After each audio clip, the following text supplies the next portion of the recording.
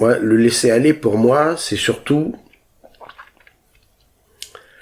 et à mon avis, c'est peut-être ce qui est le plus difficile à atteindre, que j'atteins pas forcément à chaque fois, c'est de vraiment accepter de décrocher par rapport à un truc de départ.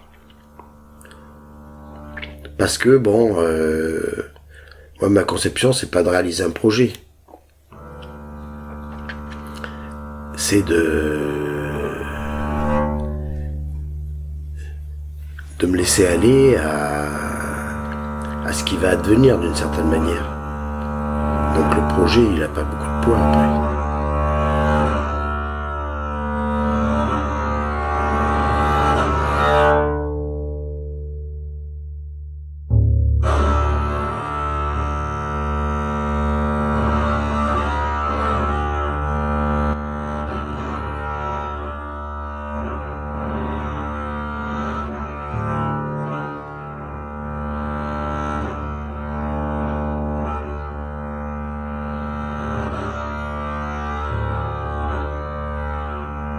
Comment c'est possible d'imaginer un volume complexe avec des plaques?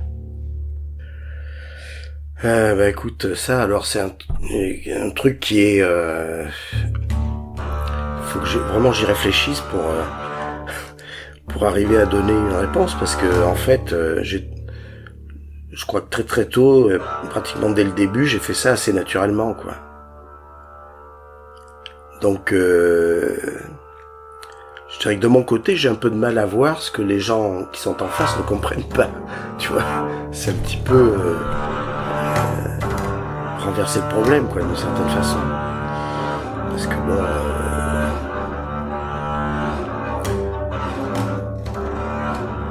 de toute façon, moi, ce que je peux dire déjà, c'est que ayant adopté ce principe de fabrication depuis pratiquement le début,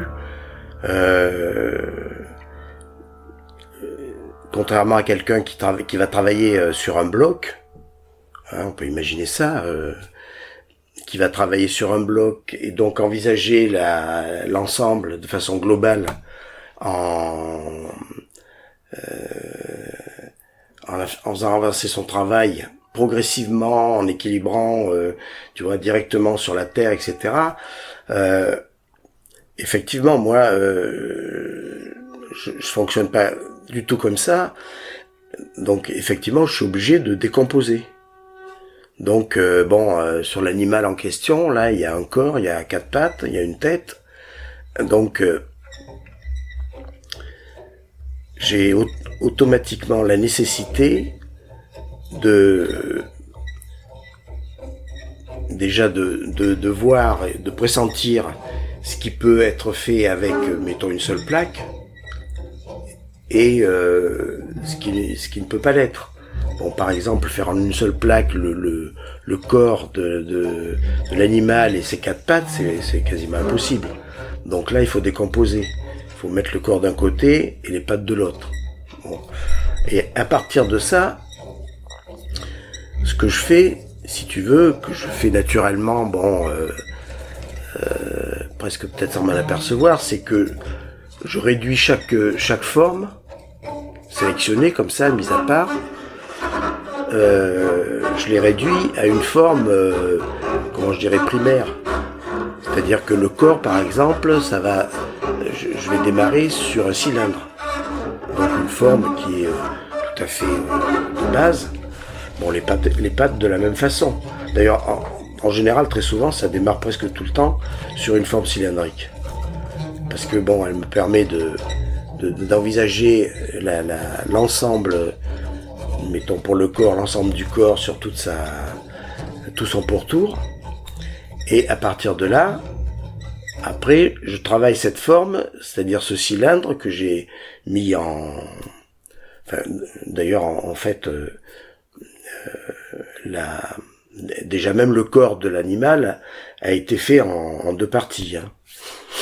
On voit d'ailleurs sur les photos là. Donc on rassemble, j'ai fait 2 espèces de jarres, mais toutes les 2 composées de la même façon, sur le même système, sur le même principe. Et après, je donne ma forme à partir de ce cylindre, Donc en rentrant la forme pour donner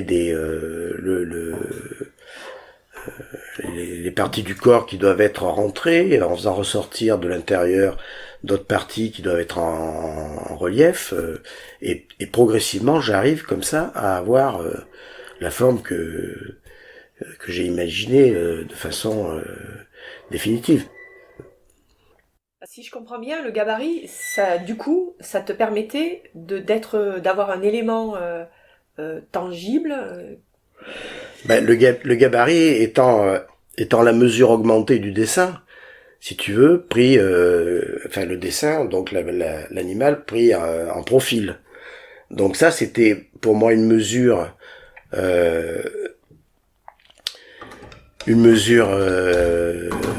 tout à fait importante et intéressante pour pouvoir déjà me guider au niveau de la forme d'une manière plus précise, pour avoir aussi les rapports de grandeur, tu vois, plus facile à déterminer que simplement dans le vide, quoi. Pour être plus proche du dessin. Voilà.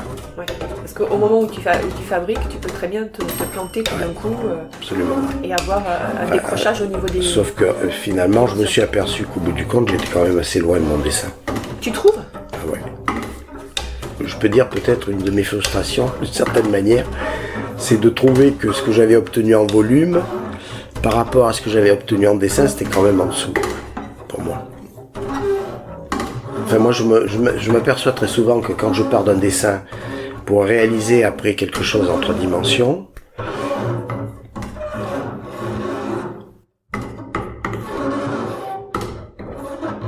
enfin bon, sans vouloir faire de la reproduction exacte, c'est aussi ce à quoi j'essaie d'échapper, mais il y a des subtilités des fois dans un dessin qui donnent en fait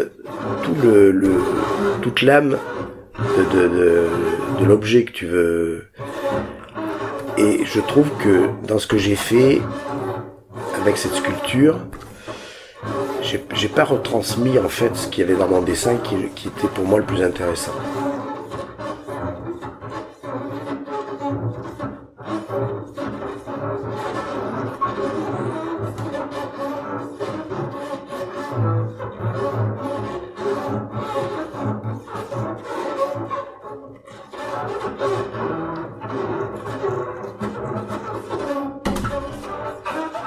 C'est assez bêtement une question de profil de l'animal, tu vois. C'est-à-dire que bon, en fait, sur le dessin... Parce que moi, je t'ai vu travailler à partir d'un dessin et j'ai photographié ce dessin. Mais le dessin que tu as photographié, c'est le dessin que j'ai fait après le premier dessin de départ. Bon, si tu veux, il y avait un besoin quand même à partir de ce dessin de faire quelque chose de plus précis, plus complet pour aboutir à ce volume et à cette dimension en 3 dimensions.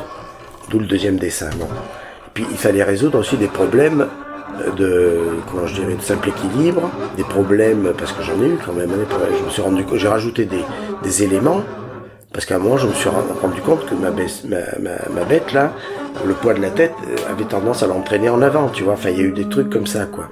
Je me suis aperçu aussi que ce que j'avais créé au dessin au crayon Big, bon, ça tenait sur sa page parce qu'il n'y a pas de problème de gravité, de choses comme ça, que de poids. Et en fait, en cours de travail, je me suis aperçu qu'il y a des choses qui tiendraient pas. Donc, alors, bon, c'est peut-être l'excuse que je peux me trouver par rapport au dessin et par rapport à la forme finale, c'est qu'effectivement, là, il y a des problèmes qui ont à voir vraiment avec le poids, avec l'équilibre, avec la pesanteur et tout ce qu'on voudra, qui font que... mais je reste quand même toujours dans l'idée que j'aurais pu la résoudre autrement en étant plus près du dessin d'origine. Par exemple, bon, j'ai rajouté, tu vois, le piédestal, là, il y a 3 parties. 3 caissons qui sont ensemble. Et à l'origine, le caisson du milieu ne devait pas exister, d'après le dessin. Et je me suis dit, mais là, ça tiendra jamais, ça va se casser la figure. Tu vois, bon, donc j'ai rajouté un caisson au milieu, d'ailleurs qui est complètement blanc, qui est avec la spirale. Bon, c'est vrai que le dessin d'origine, j'étais obligé de le quitter très vite et je m'en suis plus occupé. Ça a peut-être été mon erreur, j'aurais dû m'en occuper un peu plus. Mais je trouve que la forme, au niveau du dessin, est beaucoup plus drôle que ce que j'ai obtenu. Elle est plus allongée, elle est pas déformée de la même façon, enfin tu vois. Mais alors, ce qui est terrible, c'est que souvent, bon, les fois où ça m'arrive de reproduire justement à partir de petits dessins comme ça, tu vois. Très souvent, arrivé au bout et à la fin, j'ai toujours un peu l'impression d'avoir laissé échapper un truc qui était le truc fondamental, quoi, tu vois.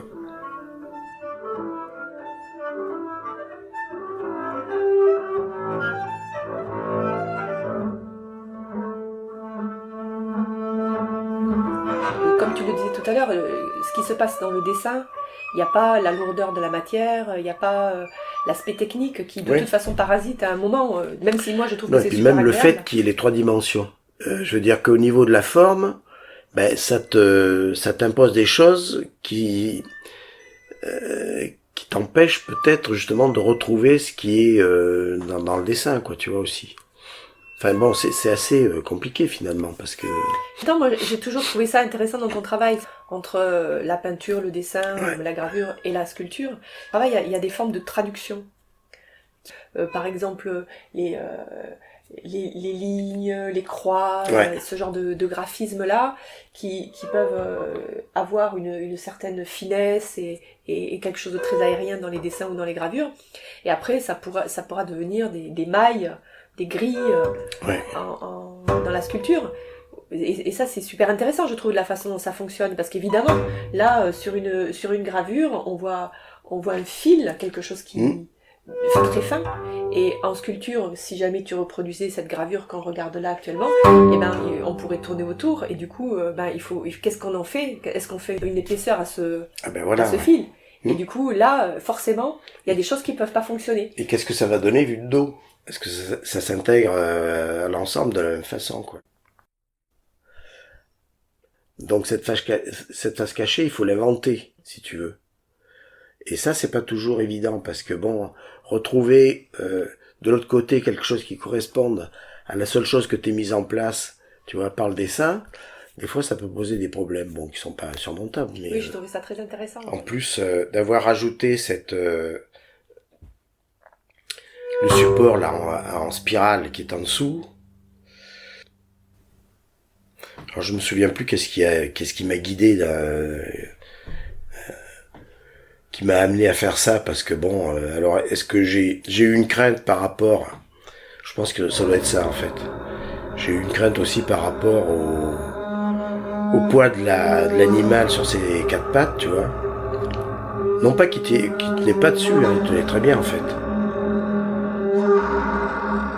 Bon, j'étais obligé de prendre en considération aussi des éléments qui étaient en rapport avec le lieu où ça devait aller. Oui, si cette pièce avait été installée dans un jardin public, comme ça avait été plus ou moins prévu, bon, j'étais obligé aussi de tenir compte de ça, donc d'avoir quelque chose qui puisse quand même être protégé d'une certaine manière et résister à d'éventuels... Cavaliers. Oui, mais même pas cavalier, mais enfin bon, même peut-être des... je sais pas, des intempéries ou des choses comme ça, quoi, tu vois. Et bien m'en a pris de rajouter ça parce qu'en fait, je pense que ça a quand même largement permis de soutenir la bestiole dans la cuisson finale. Parce que, quelque part,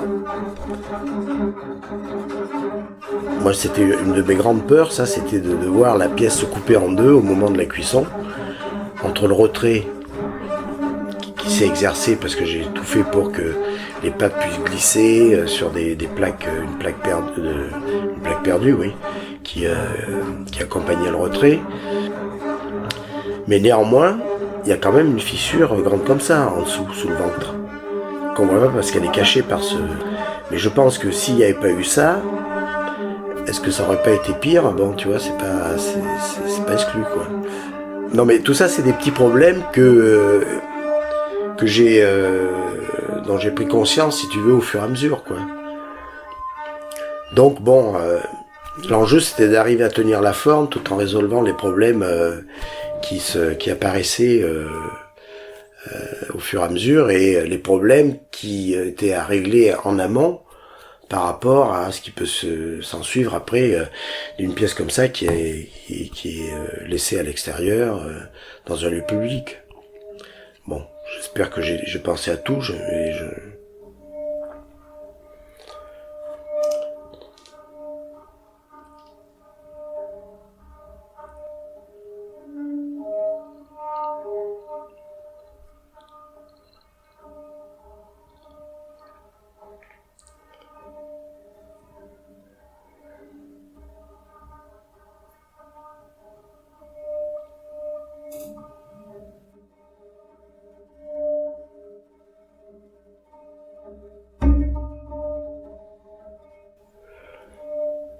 Traduire ce qui vient de la peinture en volume dans la céramique, bon, ça demande déjà, bon, déjà d'imaginer, parce que bon, c'est bon, comme tu as pu en être témoin, bon, j'ai été obligé d'inventer des choses, des moyens techniques pour arriver, ne serait-ce que les craquelures, les choses comme ça, quoi, tu vois. Donc ça, bon. Tu veux dire les fissures? Oui, les fissures, oui. Donc à partir de là, bon, effectivement, c'est une tentative de reproduire, enfin de redonner des effets que j'ai en peinture, qui sont pas évidents à obtenir justement dans la céramique, et qui peuvent effectivement déterminer après autre chose, quoi. C'est